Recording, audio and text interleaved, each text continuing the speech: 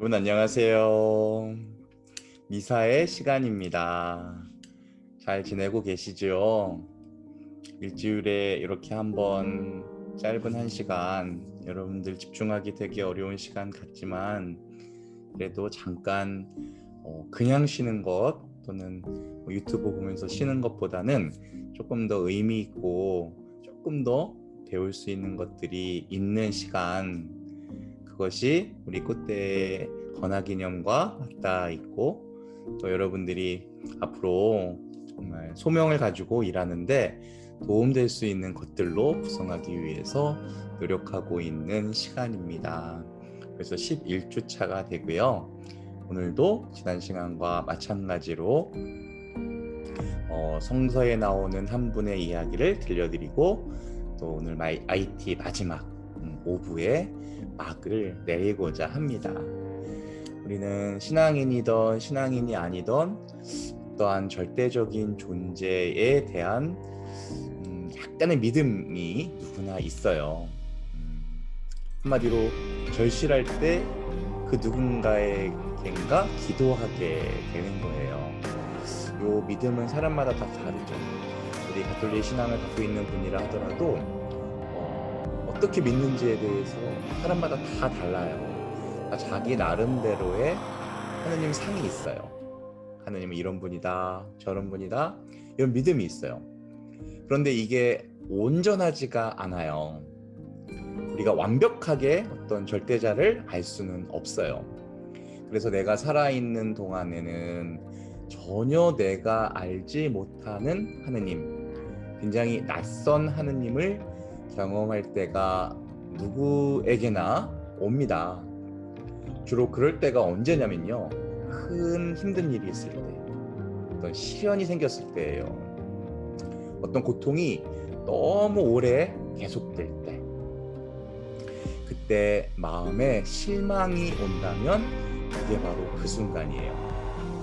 하느님이 낯설게 느껴질 때, 내가 알고 있는 하느님, 어떤 신앙 안에서나 아니거나 그분은 그런 분이 아닌데 진짜 하느님이 있는 걸까? 만약에 있다고 느낀 분들은 나를 떠나셨나?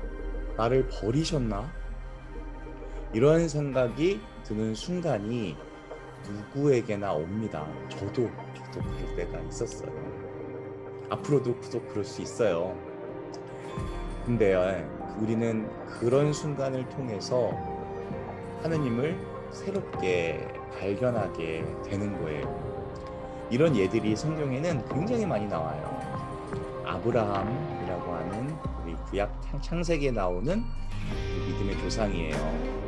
그분이 우리 구약 성경에는 사람이 굉장히 오랫동안 살았다고 나오는데 자그마치 100세의 아들을 얻어요.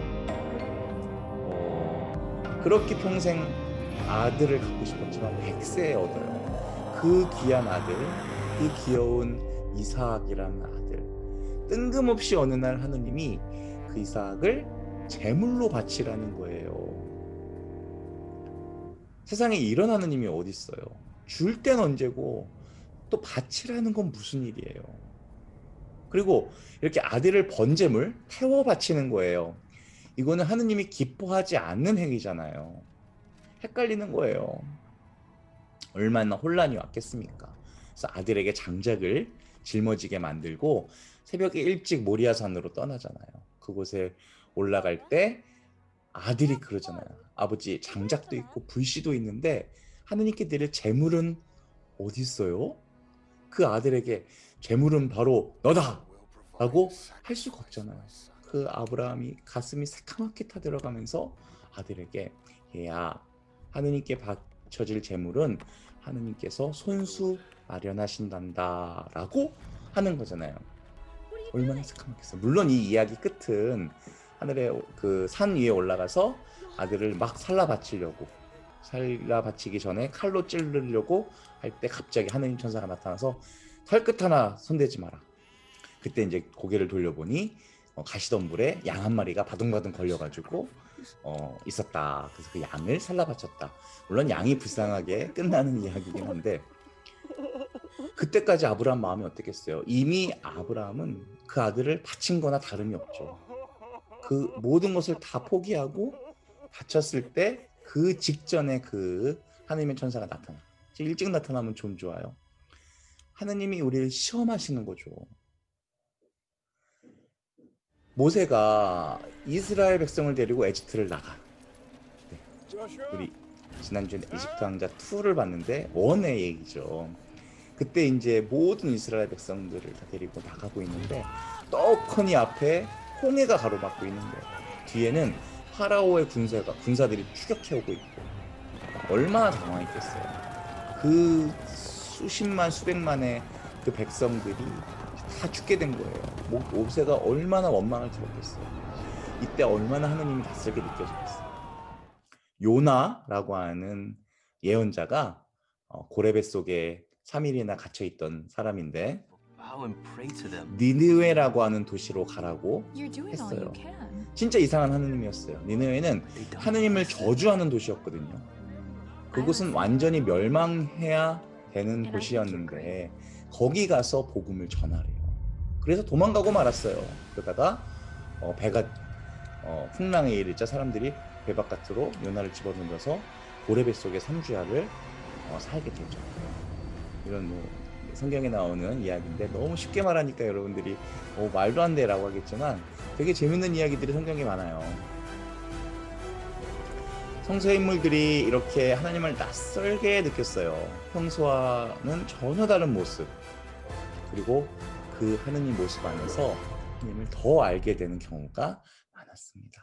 오늘 말씀드리려고 하는 다윗, 이스라엘의 성왕, 우리나라로 따지면 세종대왕 같은 분이셨어요. 다윗의 이야기를 들려드릴까 합니다. 다윗은 어렸을 때 양치는 목동이었어요. 근데 예언자가 와서 다윗에게 기름을 붓습니다. 그러면서 왕이 되신 몸이라고 했어요. 그러면은 왕이 되어야 하는데 왕이 되긴커녕 도망자의 신세가 되는 거예요. 불 속에 갇혀서 짐승처럼 살아야 됐습니다. 다윗은 얼마나 이상하게 생각했겠어요. 기름 부을 때는 언제고 이렇게 도망다니게 하는 것은 무슨 까닭일까? 사무엘 상권 16장 18절을 보면 다윗을 이렇게 소개합니다. 제가 베들레헴 사람 이사이에게 그런 아들이 있는 것을 보았습니다. 그는 비파를 잘 탈 뿐만 아니라 악기예요. 힘센 장사이며 전사로서 말도 잘하고 풍채도 좋은 데다가 주님께서 그와 함께 계십니다. 여기서 하나님이 함께 계신다라고 하는 말은요. 어떤 막 신비로운 거, 뭐 기적 같은 걸 얘기하는 게 아니라 성경에서는 자기 자리에서 자신의 삶을 잘 살고 있는 것을 얘기했어요. 하느님과 함께 산다는 것은 쉽게 말해서 자기 자리에서 주어진 삶을 충실하게 산다는 이야기예요. 그 삶을 하느님께서 이끌어가고 계시다 이 뜻이에요. 그러면 충실히 산다고 하는 것은 내가 주어진 것에 원망하고 불평하고 비교하는 거 그게 아니죠. 어떤 인도함이 있다는 거, 어떤 절대자가 나를 이끌고 있다는 거. 그 자체가 하느님과 함께하는 삶이라는 거예요. 성경이 계속 말하고 있는 거는 이거예요. 우리가 어떤 상황에 있느냐, 어떤 조건에 있느냐, 그게 중요한 게 아니라는 거예요. 믿음이 무엇이냐면 자기 자리에서 충성스럽게 살아가는 거. 그걸 얘기해요. 많은 사람들이 그렇게 살아가지 못해요. 우리는 늘 원망하고 불평하고 비교하면서 살아요. 그 이유는 신앙 안에서 믿음이 없기 때문인 거예요. 어떤 인도하심을 믿지 못하기 때문에 내 힘으로 살아야 되거든요. 그게 한계가 있는 거예요. 그 자리에서 충실히 살지 못하는 거예요. 다윗을 보면요. 다윗의 장점은요. 비교 의식이 없었어요. 진짜 장점이에요. 다윗은 살면서 늘 좋은 조건에 있지를 않았거든요. 그런데도 원망과 불평이 없었어요. 하느님께서 귀하게 여긴 것은 바로 이 자세인 것 같아요. 다윗에게는 7형제가 있었는데 다른 형들은 다 집에서 놀아요. 형들은 놀고 막내 다윗이 양치는 일을 하는 거예요. 다윗은 양을 치고 형들은 양아치죠. 네. 다윗은 그런데도 불평이 없었어요. 다윗이 나중에 왕이 되고 이스라엘 백성들을 이끌 수 있었던 것은 어떤 특별한 훈련을 받아서가 아니에요. 목동으로서의 일을 충실히 하다 보니까 왕으로 준비가 되어가고 있는 거예요. 다윗이 골리앗과 싸운 다윗과 골리앗이라는 것을 들어보셨잖아요. 엄청난 장수, 키가 뭐 몇 척이 되는 이 장수를 싸워 이겨요. 그 누구도 덤비지 못했던 골리앗을 짱돌 하나 가지고 이마에 탁 맞춰서 죽이거든요. 이렇게 돌팔매질을 해서. 이거 어디서 배운 거냐? 돌팔매질을 양을 치면서 배운 거예요. 목동일 하면서, 그죠? 집채만한 장수를 상대하는 용기, 기술, 이거 다 어디서 배웠냐면 목동일 하다가 늑대 쫓다가 배운 거예요. 양들을 지켜야 되니까 어떻게든 늑대를 쫓아야 되잖아요. 어렸을 때부터 그런 맹수와 싸울 수 있는 준비가 된 거예요. 어디에 가서 뭘 배우고 좋은 환경이 갖춰져야지 일이 된다고, 뭐가 될 거라고 생각할 때가 있어요. 근데 사명을 위해서 하는 준비는 하느님께서 맡겨주신 그 자리에서 하는 거예요. 조금 어려워도 원망하고 불평하는 게 아니라 감사하는 마음으로 감당해내는 거예요. 그 자리에서 마음을 다하는 거예요. 그게 성경에서 말하는 하느님께서 함께하는 사람이다. 물론 상황이나 조건이 달라지면 좋죠. 하지만 거기에만 매몰되고 그것이 아니면 안 된다고 생각하는 그걸 버려야 되는 거죠. 목숨을 거기에 거는 거, 그게 아니라 작은 일에 충실하면서 살아가는 거. 요거를 다른 말로 신앙이라고도 하는 거예요. 일본의 어느 대학에 영국, 독일, 프랑스, 한국, 일본, 미국 학생들이 막 섞여서 공부를 하고 있었다고 합니다. 대학 당국은 기숙사별로 그 기숙사 층별로 다른 나라가 쓰게 했고요. 화장실을 각각 쓰게 만들었어요. 그 가운데 늘 중국인 화장실이 가장 지저분했어요. 그래서 늘 매주 검사할 때마다 지적을 받았어요. 근데 1907년 갑자기 중국 화장실이 가장 깨끗해졌어요. 이건 기적이에요, 기적. 그 학교 총장님이 밤 12시가 돼서 기숙사를 둘러보셨는데 한 방만 전깃불이 켜져 있었대요. 그 방 학생이 밤늦게까지 공부를 열심히 한다고 생각하면서 슬며시 방문을 열었대요. 그때는 그럴 수 있었겠죠? 그 방의 학생은 공부를 하는 것이 아니라 이런 대야에 걸레와 비누와 수건이 들고 있었대요. 비누칠을 해가면서 깨끗이 청소를 하고 있는 거예요. 총장이 그를 불러서 학생이 매일 밤 청소를 하는가 하고 물으니 그렇다고 대답을 합니다. 총장은 공부가 바쁜 학생이 어찌 그렇게 하는지 물었더니 학생이 이렇게 얘기해요. 저는 중국인 신입생인데 우리나라 화장실이 제일 더러워서 중국의 명예가 떨어졌다 들었다. 나는 우리나라의 명예를 위해서 매일매일 청소를 하기로 했습니다. 졸업할 때까지 할 겁니다. 하는 겁니다. 총장님은 자네 이름이 뭔가? 그래서 제 이름은 누구누구입니다. 라고 했는데 그 이름을 수첩에다 적어놨어요. 그리고 다음날 특별 장학금을 그 학생에게 주고 그 학교 최고의 지도 교수님이 그 학생을 아주 적극적으로 지도할 수 있게끔 일렀죠. 신신당부했죠. 그 학생은 나중에 중화민국 초대 총통이 됩니다. 장개석이에요. 장개석. 장개석은 훗날 우리 대한민국의 전신이었던 상해 임시정부 아시죠? 상해 임시정부를 적극적으로 도와서 우리나라 독립에 큰 힘을 보태어준 고마운 분이 됩니다.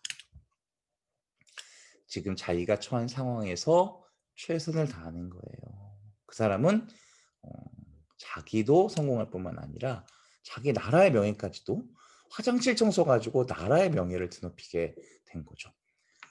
내 개인의 인격을 통해서 국격이 향상되는 거예요. 어떻게 현재 일을 잘할 건가? 여긴 팁이 하나 있어요. 내가 하는 일에 가치와 의미를 부여하는 거예요.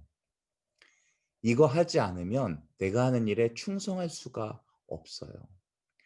누가 하느님과 동행할 수 있냐면 자기가 하고 있는 일에 가치와 의미를 부여할 줄 아는 사람. 제가 많이 이런 말씀 드렸죠. 3명의 인부가 있었습니다. 당신은 뭘 하고 있습니까? 라고 물었대요. 첫째 인부는 보면 모로 벽돌을 쌓고 있지 않소? 그랬대요. 두 번째 인부에게 똑같은 질문을 했어요. 나는 지금 시간당 20달러를 버는 일을 하고 있다고. 세 번째 인부는 이렇게 말했대요. 나는 지금 세상에서 가장 아름다운 성당을 짓고 있습니다. 첫 번째 인부는 그냥 자기가 하는 일을 벽돌 쌓는 일이라고 생각했죠. 두 번째 인부는 어떻게 했어요? 내가 하고 있는 일을 물질로 계산했어요. 세 번째 사람은 하느님의 집을 짓는다라는 가치를 부여했어요. 같은 일을 하고 있지만 그 일을 하는 사람의 생각과 태도는 같지 않아요. 그러니 같은 일을 해도 하루가 같지를 않아요. 왜 그런 거죠? 자기가 부여한 의미와 가치가 다르기 때문에 그런 거예요. 우리가 늘 일로서 자기 하는 일을 평가하고 물질적인 가치로서 평가하는 사람은 항상 불평불만밖에 생길 수가 없어요. 왜냐하면 그것은 다른 일과 비교가 되기 때문에 그래요. 일로 생각하면은 쉬운 일, 어려운 일, 하기 좋은 일, 하고 싶지 않은 일로 비교를 할 거고요. 물질로 비교한다면 돈을 더 많이 벌 수 있는 일, 그 돈에 비해서 더 쉽게 할 수 있는 일, 이렇게 비교할 거예요. 그런데 내가 하고 있는 일이 소명이면요, 그 일이 항상 가장 중요한 일이 되는 거예요. 지금 현재 내가 할 수 있는 일이 세상에서 가장 가치 있는 일이 되는 거예요.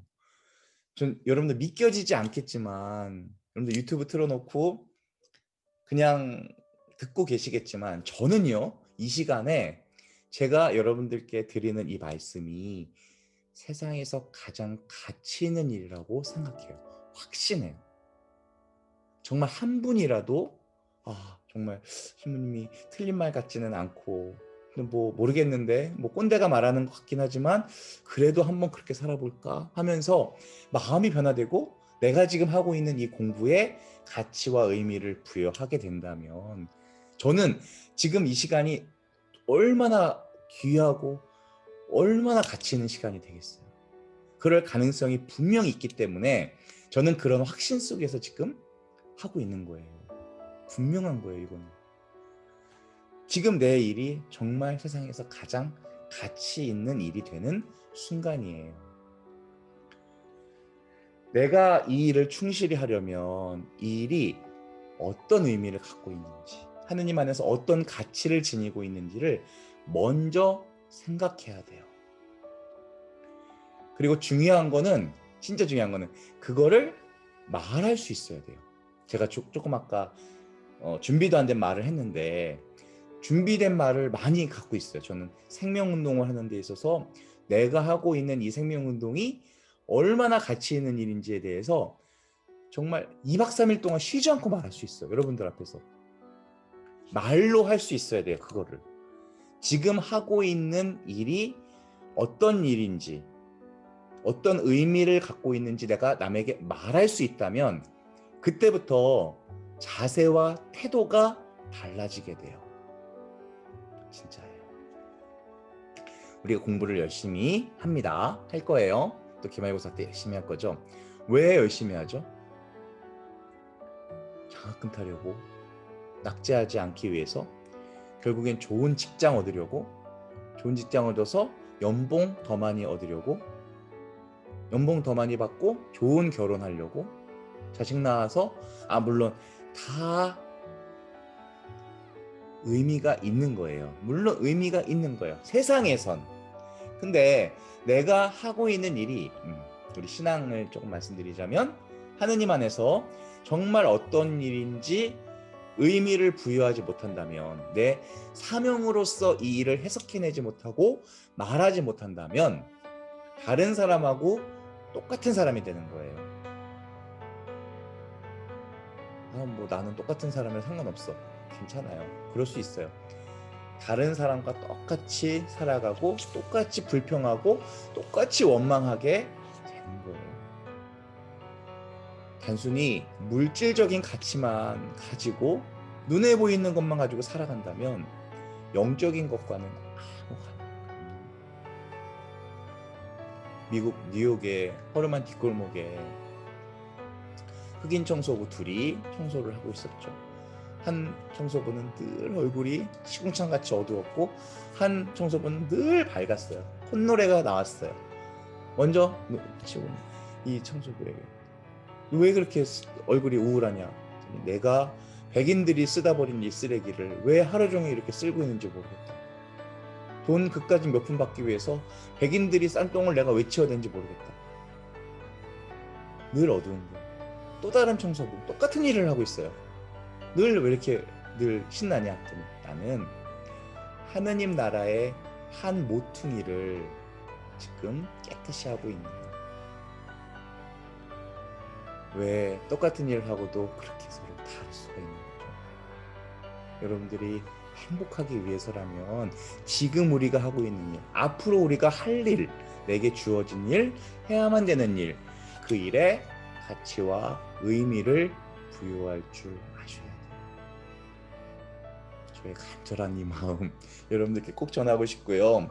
그 가치와 의미를 매일매일 부여하고 그것을 사명으로 살아가고 있는 우리 IT 꽃동네 우리 신부님과 수사수님의 이야기, 봉사자들의 이야기의 마지막 편을 들려드리고자 합니다. 그분들이 행복할 수밖에 없는 이유, 그들이 아무리 어려운 환경 안에서도 늘 기쁨에 가득 차 있는 이유 확인해 보시고요. 여러분들의 가치와 의미를 여러분들의 말로 표현할 수 있는 그런 꽃대의 슬기로운 꽃대생들이 좋겠습니다. 여러분 고맙습니다. 다음 주 시간에 만나겠습니다. 안녕. 뿅.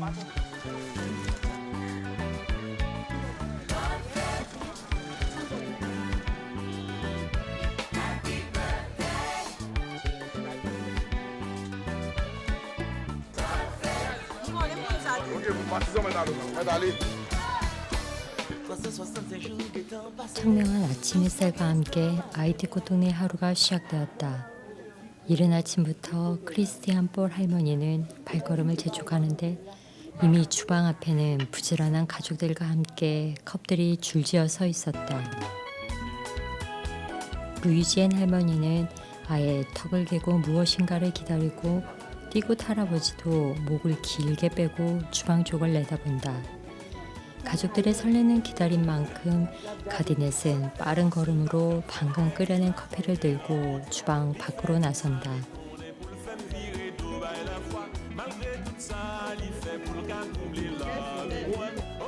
그 강 커피향에 이끌린 가족들이 커피 주위로 모여든다. 커피는 매일 아침 6시가 좀 넘어서야 나오지만 가족들은 해가 뜨기 전부터 주방 앞에서 기다림을 시작한다. 설탕까지 들어간 달콤한 커피가 줄어들자 할머니들의 마음이 조급해진다. 할머니들의 성화에 주방일을 도와주는 작순 할머니는 퉁명스럽게 대꾸하지만 새벽부터 기다린 가족들을 생각하며 서운하지 않도록 컵에 넉넉하게 커피를 담아낸다.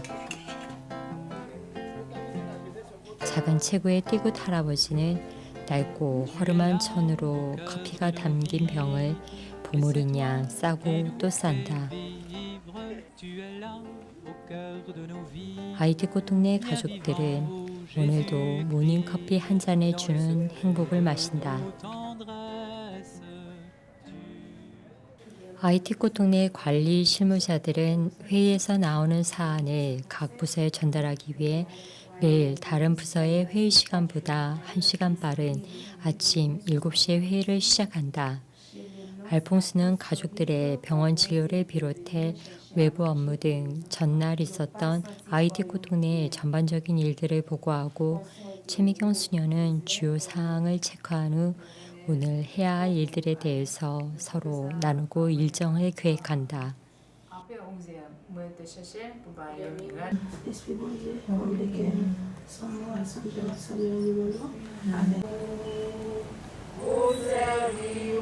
아침 8시 회의를 마친 아이티코 동네 직원들이 한자리에 모였다. 오늘은 아이티코 동네에서 콤피트를 하는 날이다. 콤피트는 함께 일하다는 뜻의 크레올어로 매월 직원들과 수도자들이 다 함께 모여 아이티코 동네에 버려진 쓰레기를 줍고 구석구석 대청소를 하는 날이다. 시작 기도를 마친 후 최미경 수녀는 직원들에게 각자의 청소구역을 정해준다. 빠진 곳 없이 마을 곳곳을 깨끗하게 청소하기 위해 정확한 청소구역을 설명한다. 청소구역이 정해지자 직원들과 수도자들은 조를 이루어 쓰레기 봉지를 들고 정해진 구역으로 향한다. 정창용 신부와 프로빌리스도 한 줄을 이루어 마을 청소에 나섰다. 쓰레기를 줍고 있는 임만에게서 콧노래가 흘러나온다. 콤피트는 지난 2016년도부터 시작된 아이티코 동네만의 월중 행사이다. 수도자들이 처음 아이티코 동네에 왔을 당시 마을은 청소하는 사람보다 아무 곳에나 쓰레기를 버리는 사람들이 훨씬 많았다. 수도자들은 이러한 문제의 해결책을 찾기 위해 고심한 끝에 우리나라의 새마을 운동을 생각해냈다. 누군가에게 의지하지 않고 스스로 마을을 깨끗하게 유지하기 위해서는 모두가 한마음이 되는 것이 중요했다. 먼저 수도자들부터 팔을 걷어붙이고 마을 청소에 나섰다. 처음 콤피트를 시작했을 당시에는 직원들의 반응이 그다지 좋지는 않았다.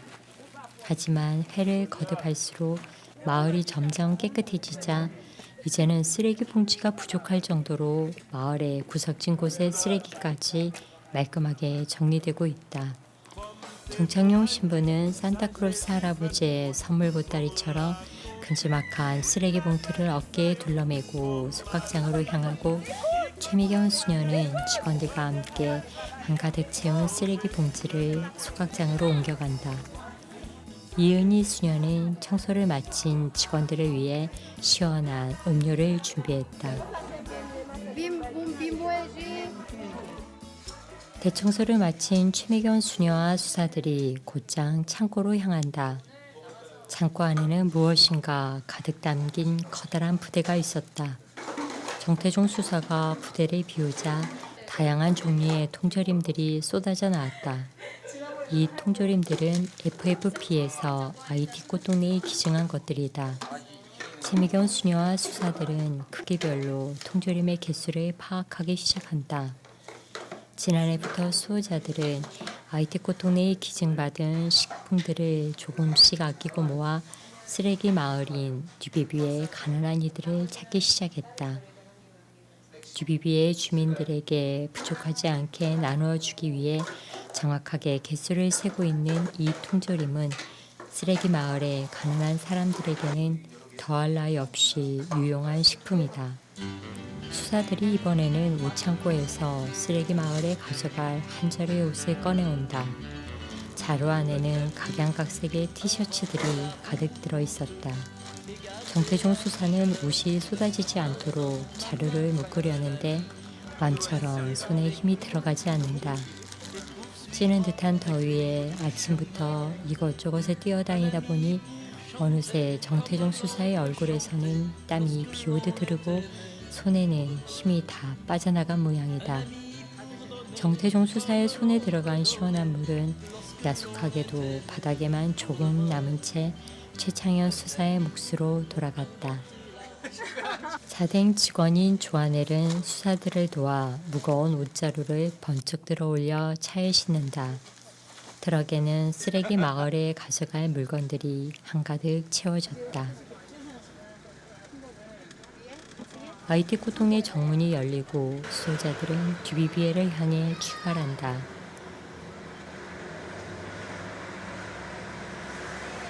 속내를 드러내듯 나무 한 그루 없이 이어지는 사냐는 IT의 척박한 삶을 보여주는 듯하다. 차로 40여 분을 달려 듀비비에 입구에 들어서자 먹을 것을 찾아 돼지들이 도로로 뛰어들었다.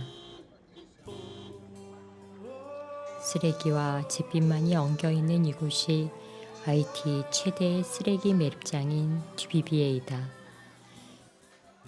생필품을 나눠주는 날이면 듀비비에 관리시 구역은 물품을 받기 위한 사람들로 북새통을 이룬다. 꽃동네 수도자들만이 하루 한 끼가 절박한 이들에게 찾아오는 유일한 도움의 손길이기 때문이다. 자 지붕에 싣고 온 회원 모집용 책상은 끈이 풀려 흔적도 없이 사라지고 말았다. 정창용 신부는 듀비비의 관리인들에게 사정을 설명하고 책상 하나를 빌리기로 하였다. 물건을 내리기 전 수도자들은 각자 나누어 줄 물건과 위치를 확인한다. 만화박사를 제외하고는 주민들에게 나누어주는 생필품은 상황에 따라 달라진다. 오늘은 듀비비의 주민 350명에게 두세 명의 한 끼 식사량인 만화박살 5,400포와 통조림, 티셔츠와 한국 교민이 기증한 가발과 피부 연고를 나누어 주기로 하였다. 정창용 신부와 IT코 동네 직원들은 회원 모집을 위한 준비가 한창이다. 여기 쓰레기장 에서 사는 사람들 회원 꽃동네 회원 가입했거든요. 그래서 이분들한테 회비 받으려고 왔고, 그리고 또 가입 안 하신 분들한테 이 꽃동네 이렇게 회원 가입하라고 이렇게 설명하고 또 가입시키려고. 이게 한 100명쯤 되거든요. 그러니까 이게 한 4차례 100명 정도니까 20명.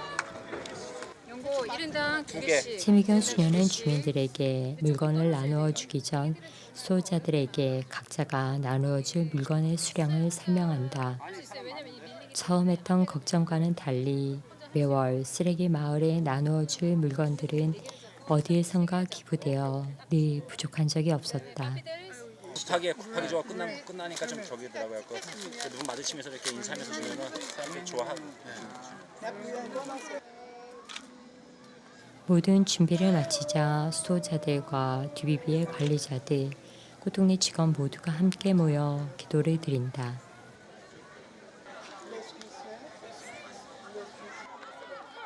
관리실 구역의 문이 열리자 듀비비의 주민들이 앞다투어 들어온다.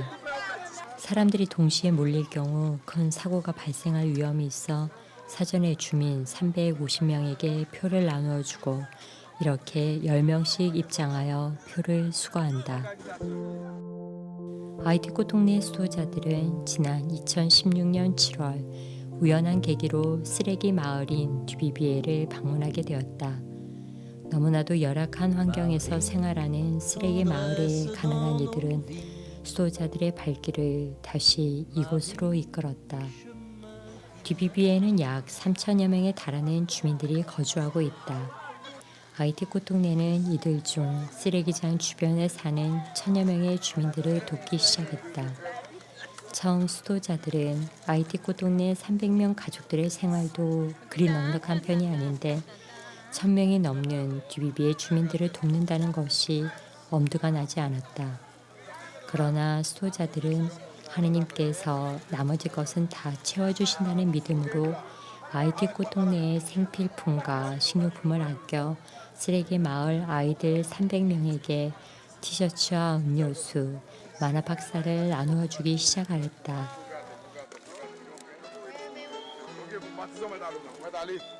다 떨어진 바지를 입고 온 어린아이에서부터 임산부까지 뒤비비의 사람들은 꽃동네 수도자들이 준비한 선물의 품에 한알음 받아안고 집으로 향한다. Combien jour m'ka servi? M'servi ti kras, par exemple, nous bon 7. M'koupi pas un, peut-être pour m'ba chaque ti moun, ti kal même temps votre Combien de Pour le jours? café, et 7. La femme servi. 선물을 가득 받고 돌아가는 뒤비비의 주민들의 발걸음을 멈추게 하는 곳이 있다.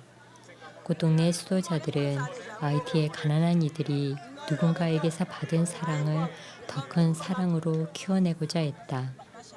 처음 이곳에서 회원 모집을 시작했을 때에는 이 가난한 쓰레기 마을에서 과연 누가 꽃동네 회원에 가입할까 하는 의구심도 들었다. 수도자들의 이러한 걱정을 씻어준 이들은 바로 쓰레기 마을의 주민들이었다.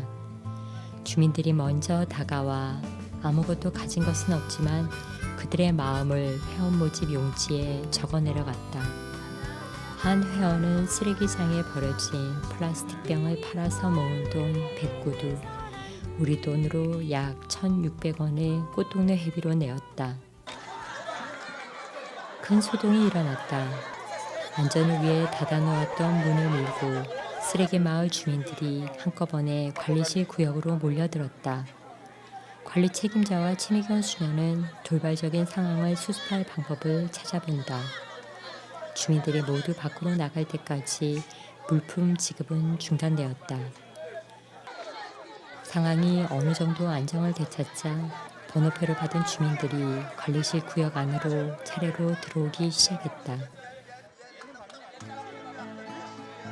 주민들의 절실한 마음만큼 넉넉하지 못한 생필품은 그들의 허기진 사정을 다 채워줄 수는 없었지만 이 작은 나눔의 씨앗이 언젠가는 모두를 풍요롭게 하는 열매를 맺기를 IT 꽃동네의 수도자들은 꿈꿔본다.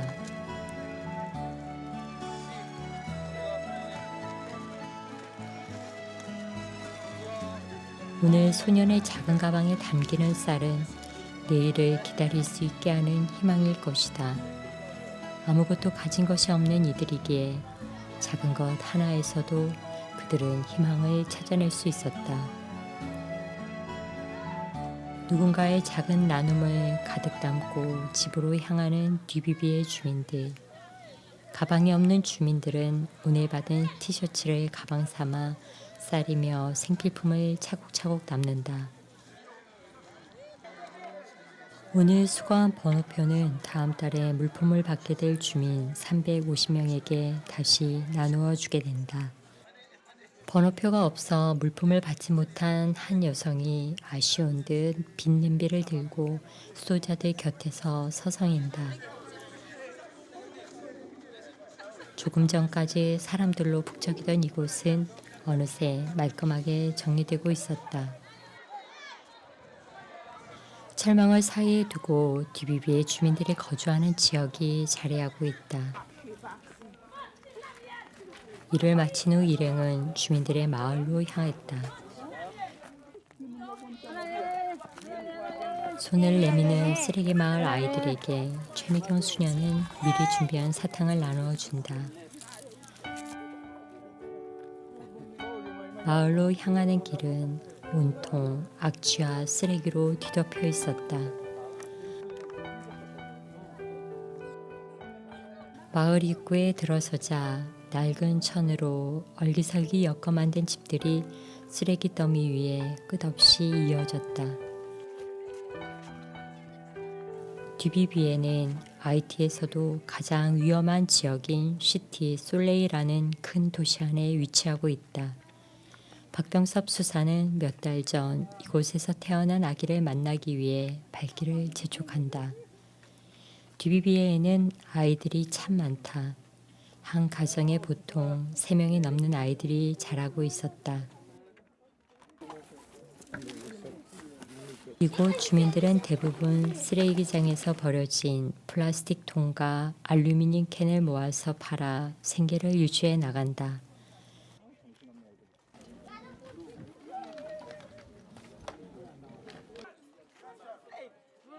물통을 머리에 인 아이들이 하나둘 모여온다.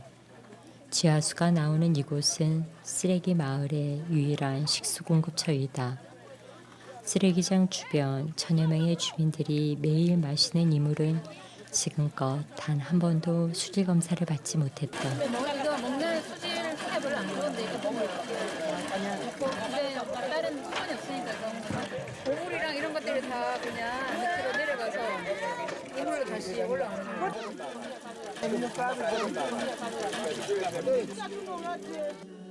아이티코 동네 수도자들은 디비비의 주민들에게 음식과 생필품뿐만이 아니라 매달 베냐뮤주 병원의 의사와 간호사들과 함께 의료봉사를 나온다. 이곳은 위생 사정도 좋지 않지만 예주도 창궐하고 있어 무엇보다 의료적인 도움이 절실히 필요했다. 마을의 한 집에서 불이 났다는 소리를 듣고 수도자들이 급히 발길을 옮겼다. 불길은 궁핍한 삶의 흔적만을 남겨놓았다. 화재에 정신이 없는 사이 어린 아들은 제투성이 바닥에 혼자 울고 있었다.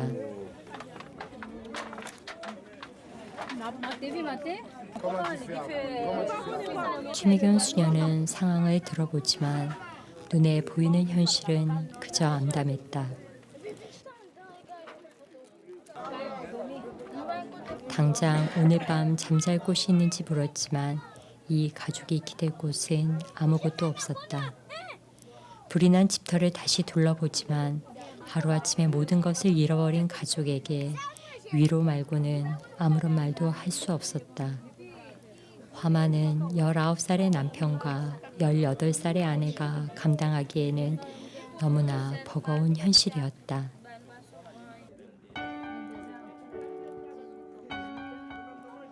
아직 어려 아무것도 모르는 딸만이 사탕을 입에 물고 남은 가족은 우두커니 서 있었다.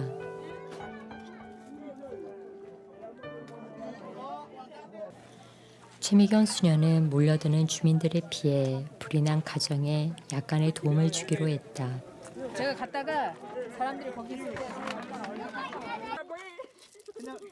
정태종 수사는 조그마한 아이에게 달콤한 사탕을 먹기 좋게 쪼개어 입에 넣어준다. 사탕을 나누어 주는 것을 보자 한 소녀가 집에서 어린 동생을 안고 온다.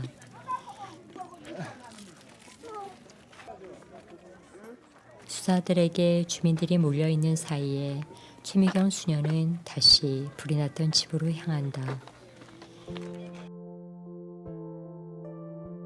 끝이 보이지 않는 가난 앞에서 아이티코 동네 수도자들은 스스로에게 말한다.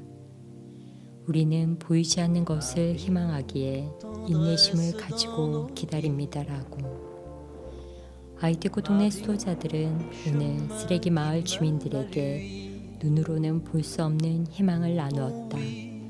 세상의 차가운 외면에도 꽃동네가 나눈 희망은 가나다의 굴레를 짊어진 뒤비비의 사람들에게 또 다른 내일을 기다리게 해주었다.